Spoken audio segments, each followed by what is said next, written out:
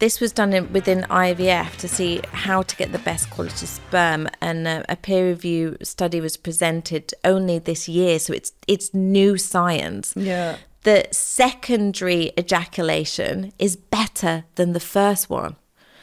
So they were getting guys to drop off one sperm sample, and then within an hour to 3 hours later, Back in again. Yeah, another sperm sample, and it was better motility. So the way it goes up, and it was better, less DNA fragmentation, and better concentration. Sorry. And no, it's absolutely fascinating. So even at home, you could bang one out in the bathroom in the morning. Exactly. Then get your wife in. Yeah. Or use a bit of Jomo, and then actually we should talk about that as well. You could, and then 2 to 3. That's going to take the stress out of it. It's going to make it more fun. Like, okay, let's, ejaculate first, and then do whatever you want with the sperm, and then go back in again. Yeah. That's going to make it more fun as well. In clinical studies, it was better than using IUI. What is IUI? So it's like when they when they put it directly in, but it's natural. It's not in a lab, right? The sperm. So it's better than that. Yeah. And like I say, it was 53, I'll give you the exact numbers. It was 53 point something % less DNA fragmentation, and more live births as well, and less birth defects. I'll send it you. Yeah, because it blew my mind. It's so interesting. On birth defects, what is the sort of percentage of women who hit a certain age of the likelihood of them having a baby with a defect? So with Down syndrome and things like that, it does go up. But within IVF, for example, you can get your embryos tested. Yeah. So and I think also you can get your genetics tested before you even start to see if you and your chap are compatible. What is the process of IVF? It depends on the person. So there's many different protocols. I've even had clients go through different protocols anyway. So there's natural, which is a short stimulation, or you might just want to have in egg freezing. You've got your ICSI. You've got even clinics now that use AI to choose the sperm.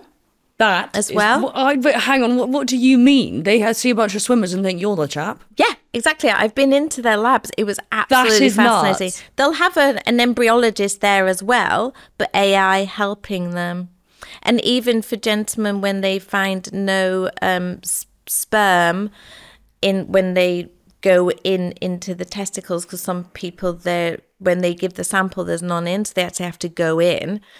Then they're finding with AI that they can find better sperm to use in ICSI with that. And what's as ICSI, well. sorry? It's when they artificially inseminate it in like a little dish, and they choose it and they go, "You're the best one. We'll pop you in here."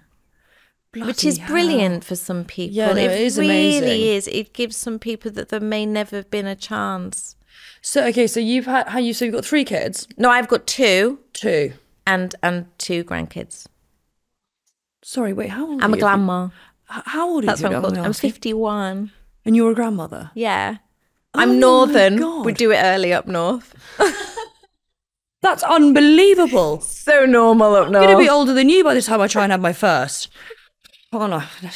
So I want to know the impact of contraception pills and all of that jazz on fertility. Okay, I am not an obstetrician, I'm not a gynecologist, but I work a lot with them. Yeah. And also there's a lot of common sense here as well. Yeah. You've got to think.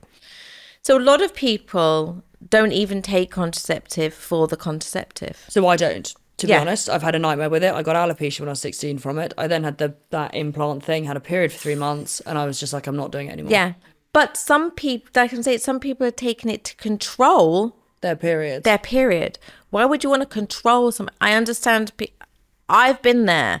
I used to bleed I was like 28, 3 weeks out of the 4. You're joking. No, it was awful. But Why do you think that is, though? Did you ever speak to them? They were just like, oh, go on this pill, this pill, this pill. None of them were working. Oh, put in the Mirena coil, it'll just stop them. But I was like, why am I bleeding? Yeah. Please tell me, I need to find out why. I actually had an autoimmune disease. And no one bothered to link the things together. So if you are having, and I know it's very difficult and many GPs will not listen to you, but you know, there's lots of people like even Vicky Patterson campaigning in Parliament for us to be listened to.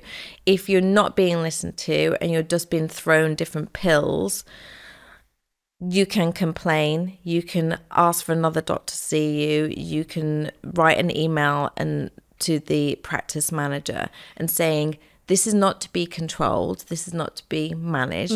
I need to know why this is happening. But this baffles me because if you're a doctor, surely the reason you went into it is because you want to help people. So why would you do something that's almost unhelpful? Because I had something similar. I get the most horrific periods, and they said it's not endometriosis, and I don't know if over the years they have got worse. I've convinced myself it's from that fucking COVID vaccine. Or they'll say have a child and that will sort it out. That's many people. Or I've had clients where they've said, oh, you've already got a child. This is no word of a lie what I'm about to say, and it's horrific. If it's that bad, you can just have a hysterectomy. Now, if that was a man and he had, I don't know, you would issues, never suggest they that. wouldn't say, oh, cut off your balls, would they? No, of course they wouldn't. As a way of helping him out. Yeah. It is sort of mental that this sort of hasn't really changed, but that the options seem limited when it comes from like a GP. But if one does have quite bad periods, because is that normal or is it not normal? Because there's such mixed bag. I look on Instagram and some people say if you do have heavy periods or they are very painful, that isn't normal and you should do something about it. Other people say, oh, we're all different, and some people do just suffer with bad periods. Do you just suffer with something? We're not meant to be here to suffering. No. You know, it's often an indication of something is not working in your body properly. So explore it. Get basic bloods. I've had clients where their vitamin D is in the teens. Yeah. You know, and it's meant to be anywhere between 75 to, well, different countries have different parameters, but World Medical Association says 75 to 150. Now, if your vitamin D is in the teens, your body's not going to be working properly because that affects your thyroid, and your thyroid affects your ovaries. You know, do you have a thyroid disorder? Yeah. Many people don't even get that checked.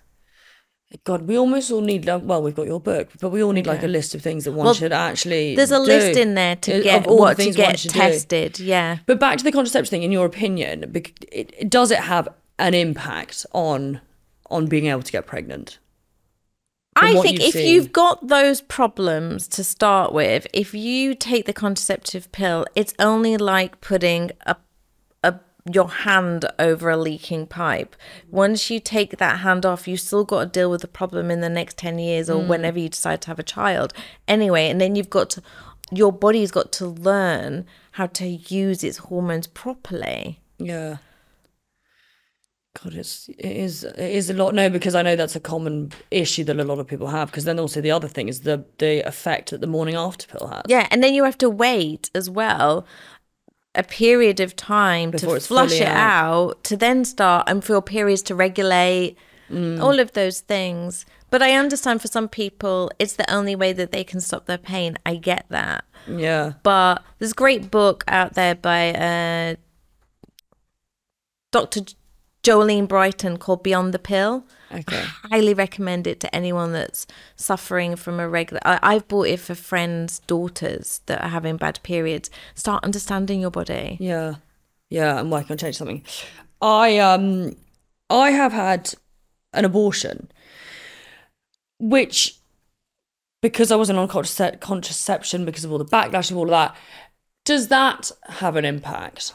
It depends how it was done, Who did it? Do you have scarring inside? You know, and that's another. I'd write about a boy. I wasn't going to write about it, but I thought it's a very taboo topic, and I did really mention recently on here that I had one, and people there was slight. I didn't actually. I stopped reading the comments because I think people were slightly offended. It's not to offend anyone. No, I wrote about it because I've had clients. Like, it's my clients that made me write this book. So like, the work you've done's really made a difference to me, like them saying that. And I've had clients who've had abortions and then struggled years later to have a baby, and the guilt, the guilt that they feel is so unfair. You don't know why someone's had an abortion, and to be honest, it's none of your business. But also, it's our fucking bodies. And It's I think your people body. forget that very quickly. And I understand, like, you know, people religious views, and everyone does have their own opinion on it. However, unless it's actually you, quite frankly, fuck off. Yeah, it's none of anyone else's business, but that